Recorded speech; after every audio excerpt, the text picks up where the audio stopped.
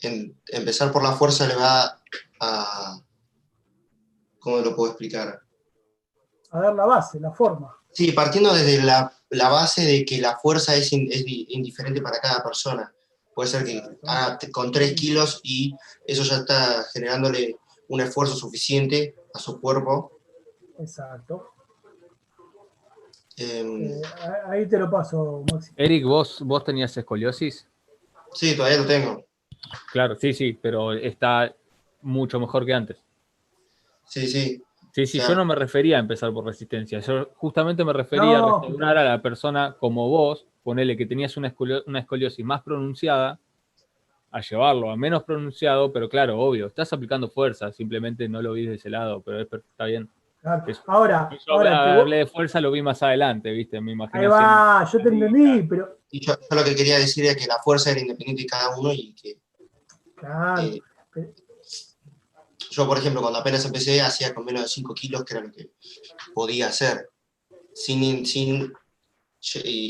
¿cómo se dice? Sin llegar al punto de tener que correr o hacer algún ejercicio de resistencia aeróbica. Exacto, lo que pasa es que desde la mirada, nosotros chicos estamos hablando de un ideal que a veces se va a contraponer con la mirada comercial de la actividad física. Y ahí es donde se empiezan a generar los quilombos de las posturas. Yo creo que interpreté la pregunta de Nico, cuando Nico se refería a entrenar la fuerza, se refería a hablar de un RM, a hablar de muchos kilos, de grandes expresiones de la fuerza. Para llegar a eso hay que entender justamente esto que comentaba Eric, que ahí Nico lo captó al toque. Cuando nosotros hablamos de estimular la fuerza para empezar a entrenar a alguien, de lo que hablamos es de que agarre estabilidad articular. ¿Qué es tener estabilidad articular? Es simplemente que una persona pueda hacer un ejercicio y la musculatura sea la que soporta la carga y no la articulación. Por eso, ahora se dice, cosa que antes no se decía, eran miradas diferentes, por supuesto, para eso estudiamos y avanzamos, que cuando nosotros ganamos fuerza y ganamos estabilidad articular, lo que logramos es que la carga de trabajo corporal sea repartida entre la estructura ósea y la estructura muscular. ¿Bien? Y sobre todo que la parte articular, que está compuesta por ligamentos y tendones y cuerpos blandos, no sufra el impacto de la carga física. Entonces, para que suceda todo eso, se fue demostrando y se fue investigando que primero, hoy por hoy, entrenamos la fuerza. Pero vamos a entrenar la fuerza con cargas muy bajitas, tal vez. ¿Pero para quién son bajas? Ese es el concepto que hay que tener en cuenta. ¿Por qué si muevo 10 kilos es mucho o es poco? ¿Según quién? Si yo lo que necesito es que la expresión le sirva al sistema nervioso de la persona que tengo adelante. No, sí, pero puede ser poco kilaje y mucha repetición y estamos en lo mismo, o sea... Sí, es que no va a interesar, Sergio. No tiene que ver el peso. No tiene que ver el peso. Tiene que ver qué representa ese peso para ese sistema nervioso. Eso es lo que nosotros tenemos que entender. Vos agarrás una persona, no hablemos de una persona de 140, porque viste esas cosas. Habla de una persona de 60 kilos, de 70 kilos, que por ahí tenga sobrepeso igual. Y está hipotónica, o sea, no tiene masa muscular, por ejemplo en los hombros, y vos le haces hacer un vuelo lateral y sostenerlo las manos a la altura de los hombros, y a los 15 segundos le arde la musculatura, él te va a decir, me quema el hombro.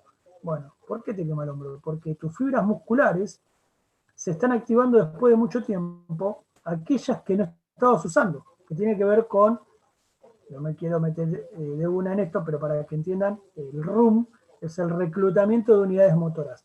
Es la cantidad de músculo que yo voy a llamar para hacer algo. ¿Bien?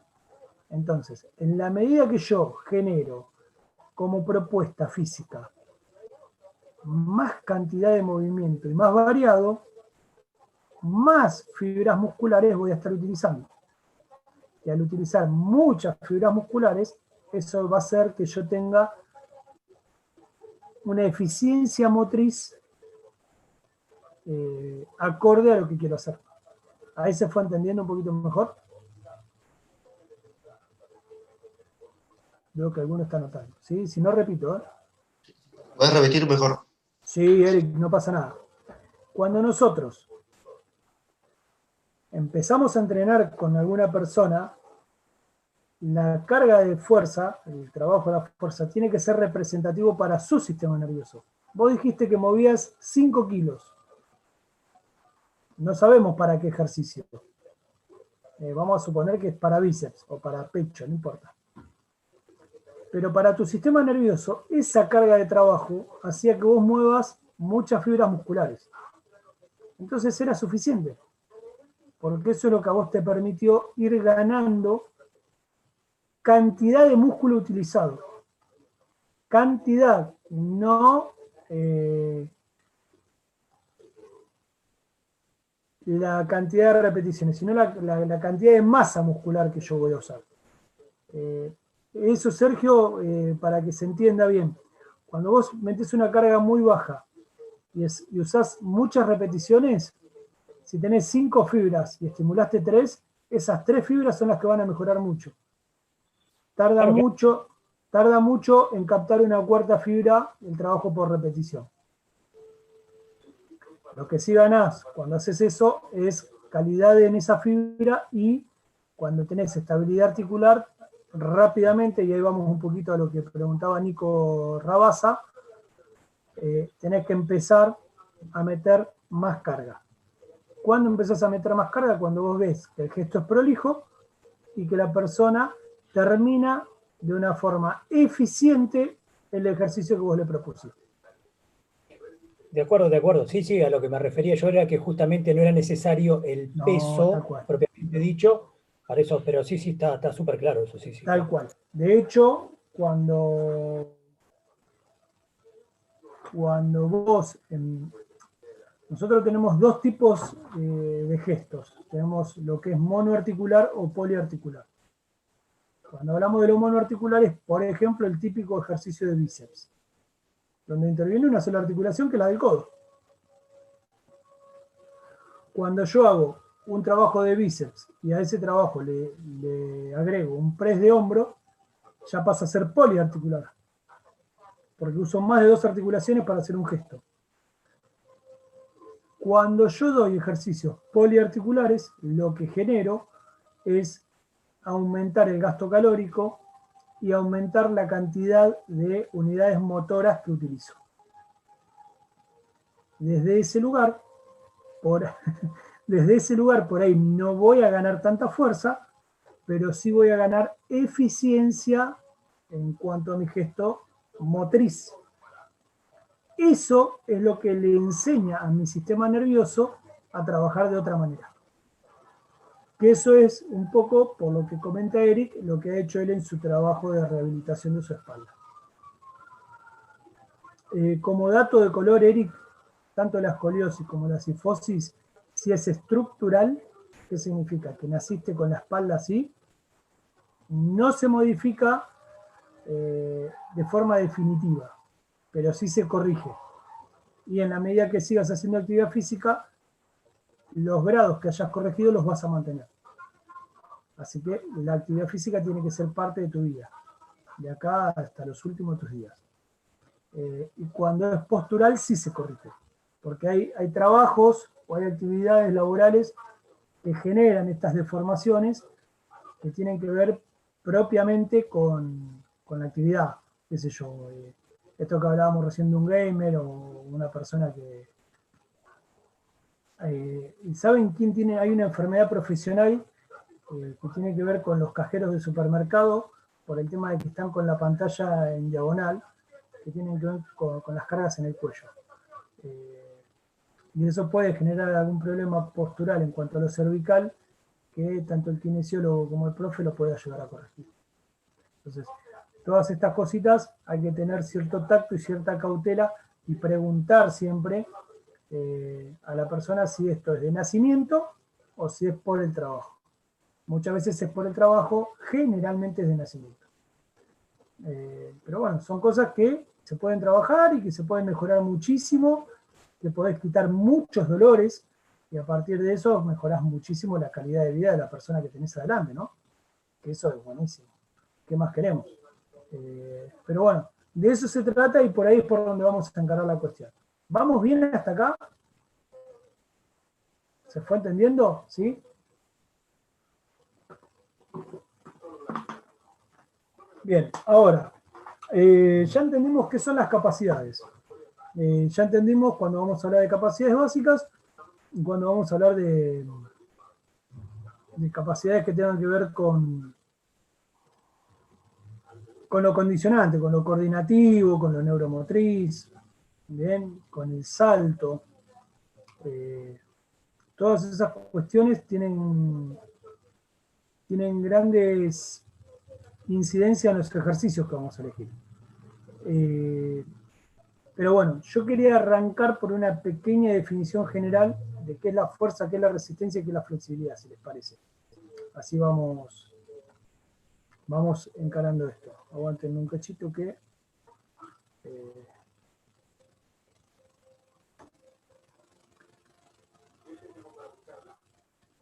yo si me equivoco está acá.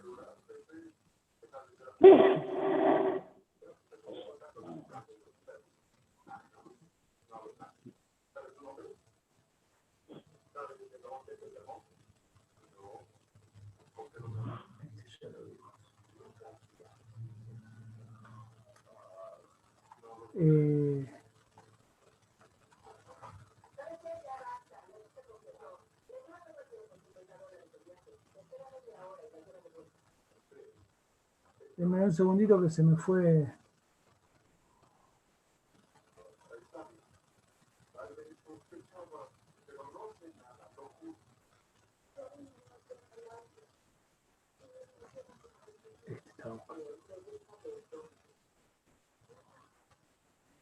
Ahí va. Bien.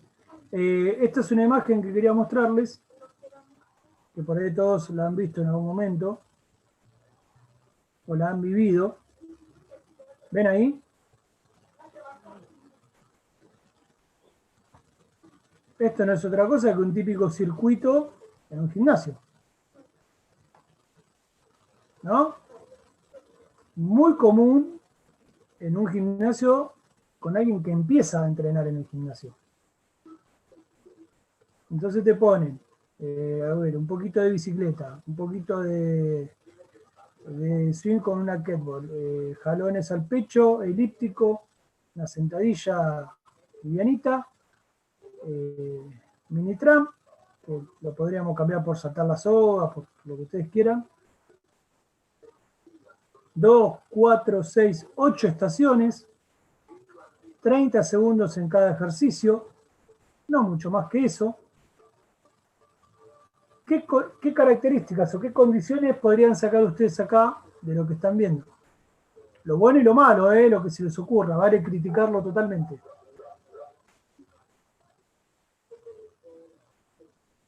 Ahora es cuando ustedes hablan.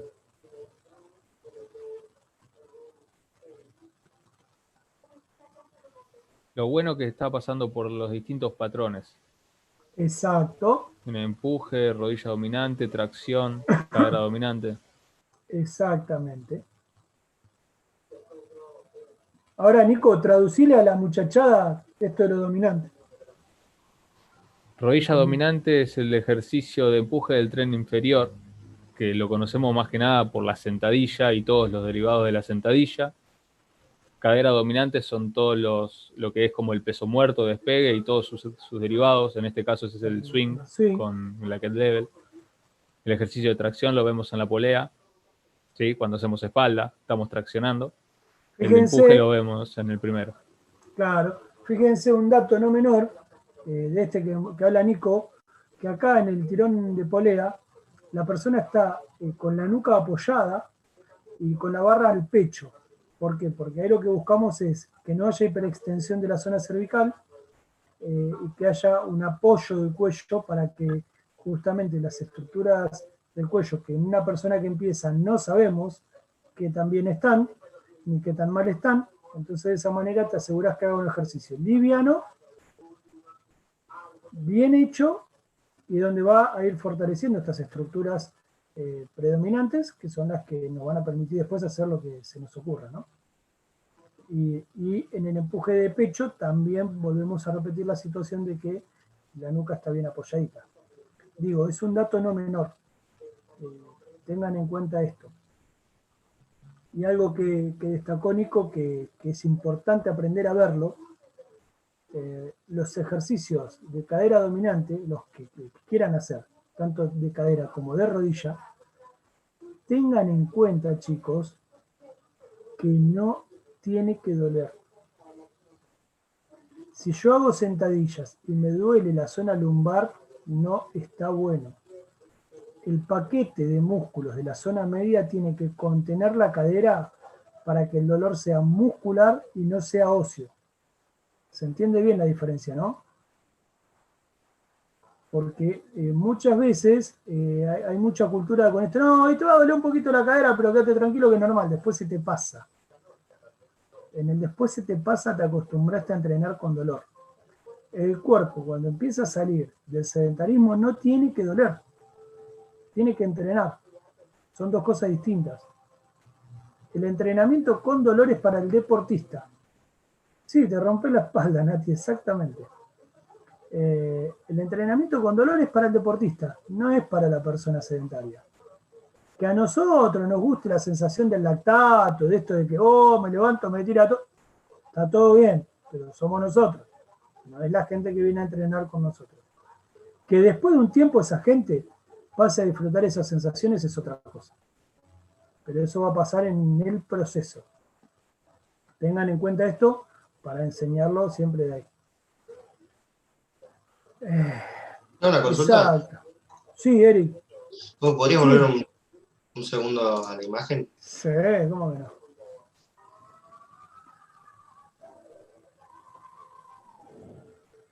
Ahí está. Tengo dos consultas. Dependiendo de la persona que nosotros estamos entrenando. En este caso te pregunto por una persona que sea muy flaca. ¿Qué tanto le sirven los ejercicios como son arriba de ese mini tramp, el elíptico y el step? ¿Qué tanto le sirven en el circuito que estarían con los otros ejercicios que son más que nada de fuerza? Mirá, yo esta imagen la tengo para otra cosa, la tengo para una capacitación. Esto se llama, yo se los traje para entender esto de que las capacidades básicas intervienen en cualquier momento. Esto en realidad se llama entrenamiento mixto. ¿Por qué es un entrenamiento mixto? Porque justamente combina diferentes condiciones o capacidades. Si vos querés hacer un análisis fino de la situación, yo a una persona que empieza no le doy step. Sí le doy mini tramp y sí le doy elíptico. No importa si es flaco. El step tiene mucha carga de impacto en la rodilla, sobre todo si no está bien dado el gesto o el ejercicio, si no está bien enseñado. El swing con la kettlebell lo doy poco, la verdad que no es uno de mis ejercicios preferidos. Pero por ejemplo un ejercicio que a mí me gusta dar y que no se da es peso muerto y buenos días. Pero bueno, son gustos. Tampoco lo doy al principio. Cuando la persona es muy delgada, va a pasar lo siguiente. Cuando vos no tenés grasa que quemar, al cuerpo no le queda otra que crecer. No va a bajar más de peso. Si esa era tu pregunta, Eric. No, eso no. O sea, básicamente que si era una persona muy flaca que tenía que ganar fuerza, consideraba que esos ejercicios quizás no eran los más efectivos para eso. O sea, esa combinación de ejercicios. Para ganar fuerza, no. Para ganar movimiento y entrenamiento, sí. Pero estamos hablando de dos cosas distintas. Porque cuando vos me hablas de ganar fuerza, yo me tengo que fijar que el 70% de los gestos sean propios de la fuerza. Ahora, un ejercicio aeróbico o dos ejercicios aeróbicos en un circuito, lo que hace es ayudarte a remover el residuo que queda a nivel muscular producido por la fuerza. Entonces, te va a beneficiar eso, te va a permitir que la persona al terminar el entrenamiento no esté tan congestionada. Esa sensación de congestión muscular que por ahí ustedes y a todos nos gusta sentir, es propio de la hipertrofia, que no tiene nada que ver con la persona que necesita ganar fuerza. Ganar fuerza significa estar eficiente, no estar hipertrofiado. Un escalador es un tipo muy fuerte y muy flaco. Si conocen a alguien que haga palestra o que haga trepada en pared, los que hacen escalada deportiva no son grandotes. Son muy fibrosos, son muy fuertes, pero no son grandotes. Porque para ellos estar musculoso, por decirlo de alguna manera poco coloquial, es contraproducente. Son gramos que hay que mover. Una persona que se dedica a correr maratón o a bailar danza clásica no son grandotes, y son muy fuertes. Fíjate los chicos, los varones que hacen clásico, agarran a una piba, la suben arriba de los hombros, quedan con los brazos extendidos, y tienen que tener fuerza para hacer eso. Pero no son grandotes. Sí tienen buena musculatura. Pero ahí se estaría hablando de una fuerza, ¿cómo es la palabra? Respectiva de la actividad que están haciendo. Obvio, sí. Es una fuerza específica para, normalmente creo es el peso que uno tiene. Sí. Totalmente. Pero bueno, a lo que vamos, Nico, Eric, es que trabajar la fuerza no siempre es estar grandote, ni siempre es ponerte grandote. Agarrar un boxeador que necesita estar dentro de cierto peso, y por ahí no puede estar grandote, pero tiene que estar fuerte. Entonces, fuerza es eficiencia del sistema nervioso. Hipertrofia es otra cosa, es tener volumen muscular. Y no es del todo lo mismo. Bien. Francisco. Perdón, ahí tenés la diferencia del culturismo con la gente que hace halterofilia. Totalmente. Ahí tenés. Totalmente, Sergio. El ejemplo más práctico. ¿Cuál ejemplo? No lo conozco. Uno busca volumen y el otro busca fuerza. Y además uno busca levantar los pesos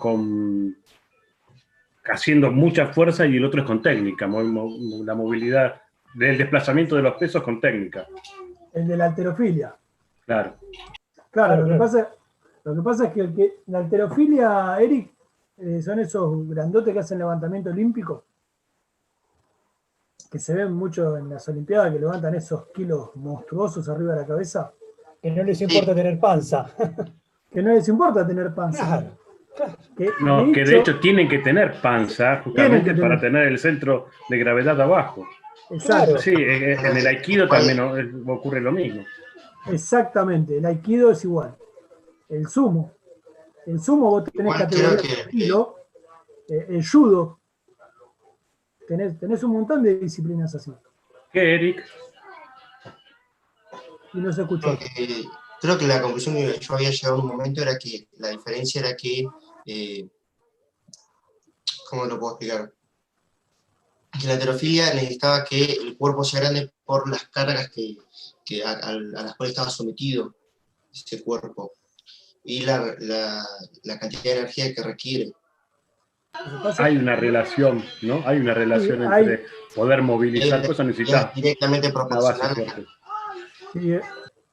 Perdóname, ¿no? Pero ¿qué tan grande es un pibe que compite en 67 kilos? Eso es lo que te iba a decir, exacto. 67 kilos y te tira un envión con 180 kilos. 180 kilos, cosa que no muevo ni por supuesto, pero también se mide justamente esa diferencia. Por eso se lo mide con el peso que ellos tienen respecto de lo que mueven.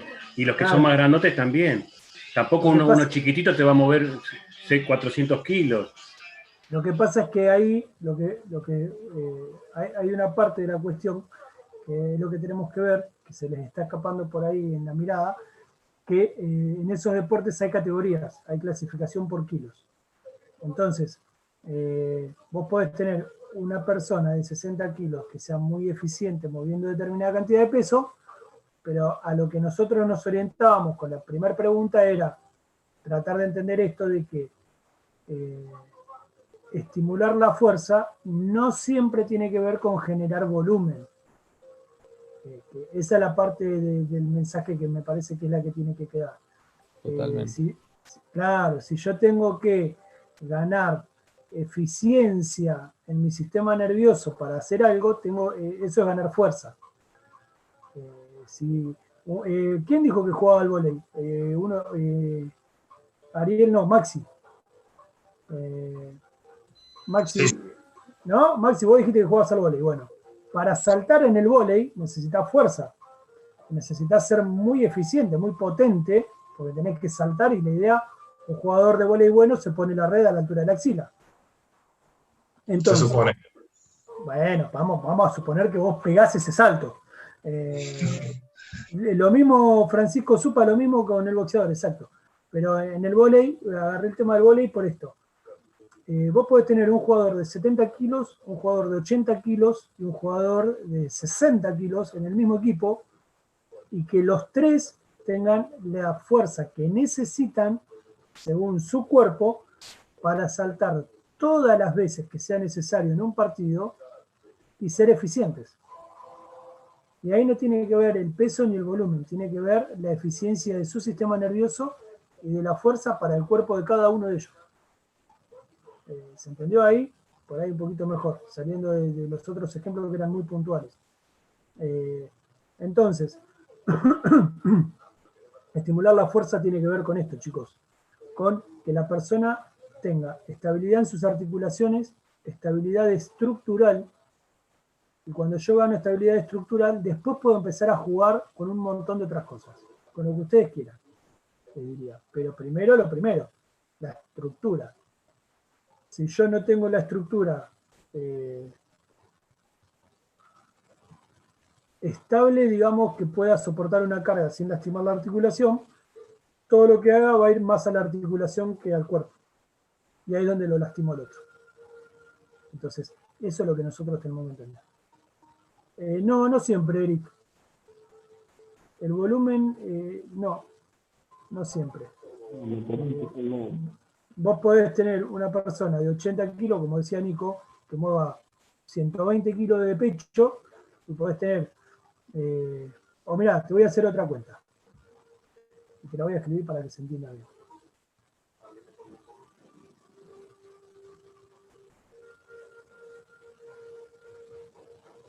¿Puede ser que se confunde volumen con masa?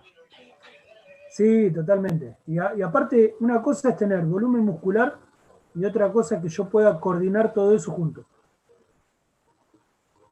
Son dos cosas distintas.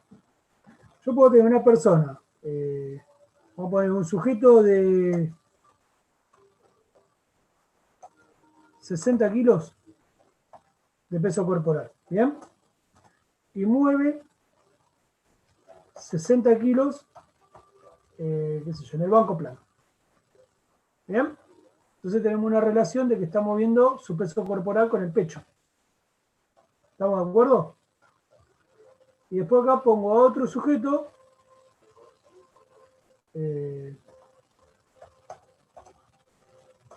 tiene 90 kilos de peso corporal, bien entrenado, bien marcado, como ustedes quieran, y mueve 85 kilos de pecho. En realidad, levanta más el primero. Levanta más el primero. Sí. Está clarísimo. ¿Se entiende? Sí. Pero, pará. Fuerza relativa y fuerza absoluta. Claro, exactamente. Entonces, nosotros es lo que tenemos que entender, porque ustedes están acá.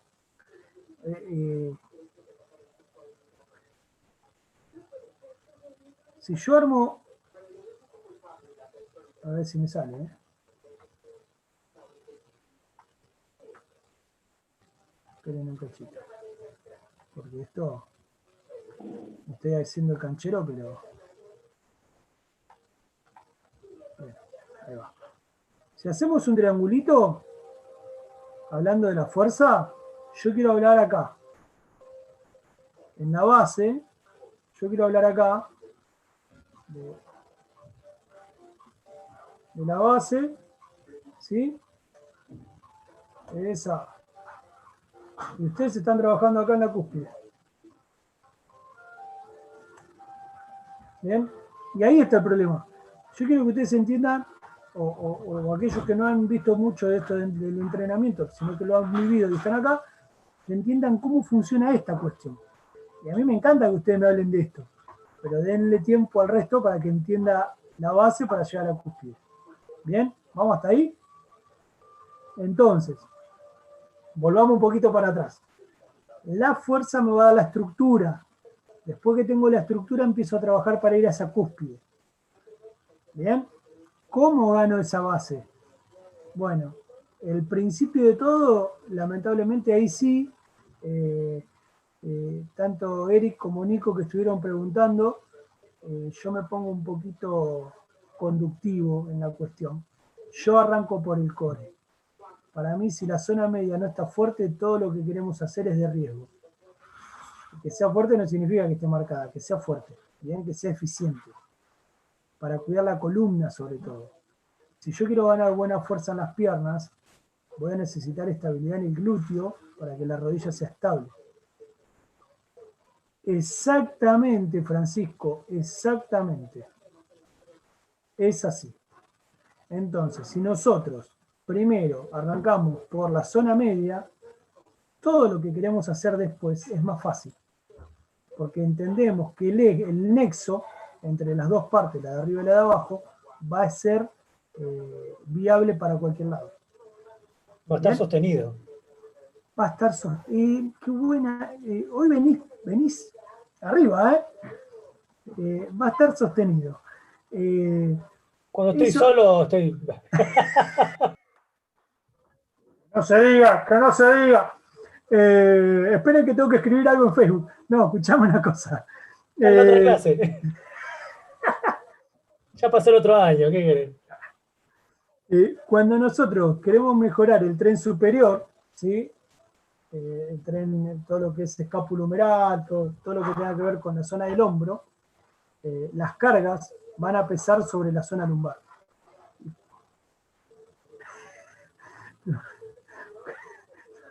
No arranquen, basta.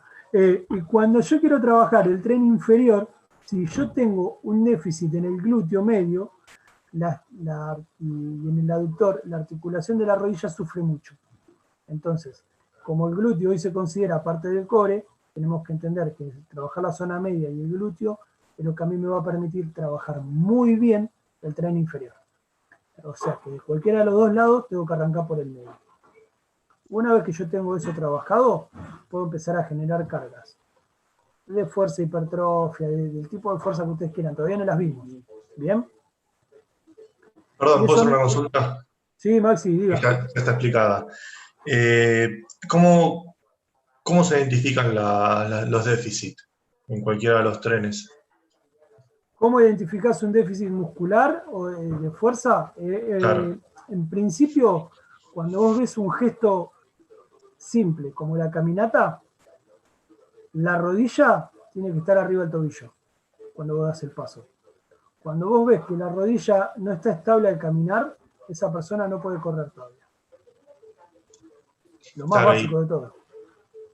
Ponele que imagino que deben ser más sutiles los cambios en una persona más joven, con cierto entrenamiento. No te creas, ¿eh? Ahí viene lo práctico, Hoy, hacelo. Sí. No, yo ahora les voy a dejar un trabajito para ustedes, para la semana, que después se lo voy a contar antes que termine la clase. Hoy, Maxi, lamentablemente, la condición de edad no es... Hay gente de 40 años que está mejor que los de 20. No, entiendo que todo esto que hablabas al principio, del sedentarismo y todo, influye mucho.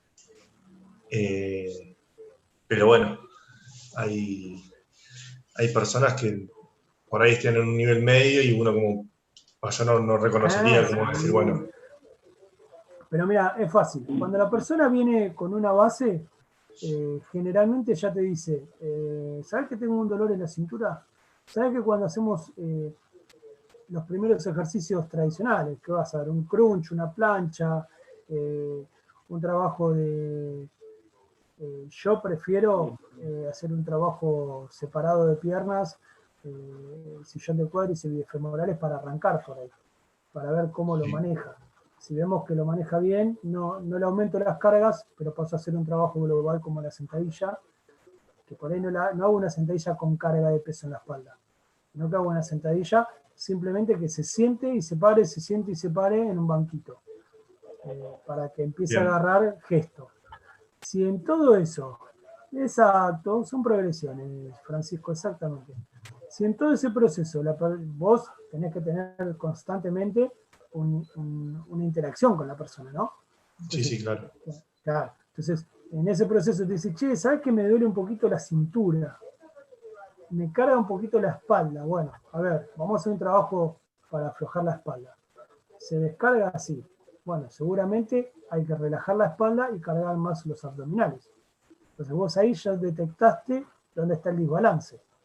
Tiene más cargado el cuadrado lumbar y tiene un poquito débil la pared anterior del core, que tiene que ver con todos los músculos abdominales, con el psoas, con la estabilidad de la cadera.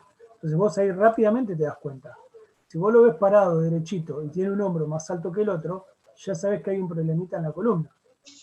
No, bueno, sí, hay, más allá de las grandes evidencias posturales que puedes llegar a notar al principio, digo, por ahí hay muchas sutilezas que decís, bueno, este tipo parece armado y al final no, o sea, es pura grasa o... Bueno, yo ahí, la verdad es que ahí lo que está bueno es mantener una buena progresión en los ejercicios. ¿Dónde vas a tener la dificultad en esa situación? Cuando la progresión para la persona se torna aburrida.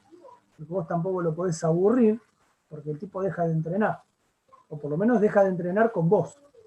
Que es lo que también hay que cuidar. Entonces, la observación del profe es fundamental para eso. Si vos ves... bueno, mirá, ahí tenés un ejemplo que se me ocurre. La gente que entrena mucho con máquinas asistidas. Pec deck, banco convergente, poleas, y lo pasás al peso libre y la pasa mal. Porque las articulaciones estabilizadoras como el hombro y el codo no se la bancan. Entonces, y duele, porque pasa todo el peso, pasa al hombro ahí. Se terminó la joda. Entonces, claro. Entonces, ¿qué puede? Cuando vos ves que es muy amigo de la máquina y poco amigo del peso libre, claramente en el medio seguramente vas a elegir algunos ejercicios de hombros, donde vos sabés que le vas a estabilizar esa articulación que por estadística va a estar débil. Pero es como decís vos, Maxi, por ahí vos lo ves físicamente y está bien. Lo que no significa que sea eficiente. ¿Se entiende ahí la diferencia? Sí. Perfecto. Vamos a la última charla del día. Porque esta se está por cortar.